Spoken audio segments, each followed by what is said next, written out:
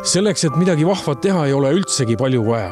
Viljandi vana haigla võttis kätte ja pani tubadest lihtsalt tuled põlema. Jah, just, et öeldakse ju, et lihtsuses peitub võlu ja just seda tarkusetera me rakendasime selle hoone puhul, et soovitud valgusefekti saavutada.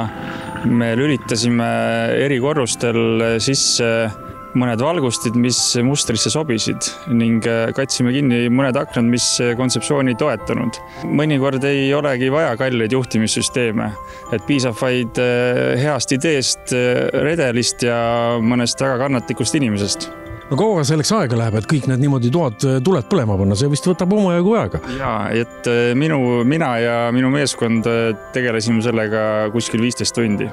No kuidas see tagasiside on olnud nagu kuulda, siis ega inimesed ikka leidsite üles, ikka õhtupimeduses käiakse äkki vaatamas?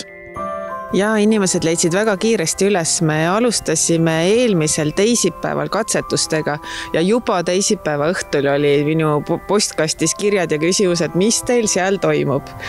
Ja kui me nädala lõpupoole saime selle installatsiooni valmis, siis saime kogukonnast kohe väga palju positiivset tagasisidet. Nii et kui meil alguses oli mõte, et me lihtsalt katsetame ja detsembris siis lülitame sisse, siis ööd on nii pimedad ja tagasiside oli nii positiivne, et me otsustasime, et aga me jätamegi need põlema. Aga kas neid inimesi ka on, kellele see kohe mitte üks raas ei meeldi?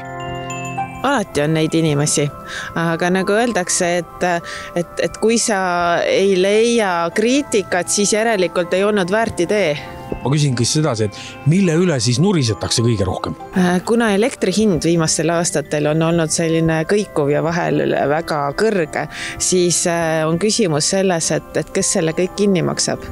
Aga meie halduse meeskond kinnitab, et elektrikulu ei ole suur ja haigla saab seda endale lubada.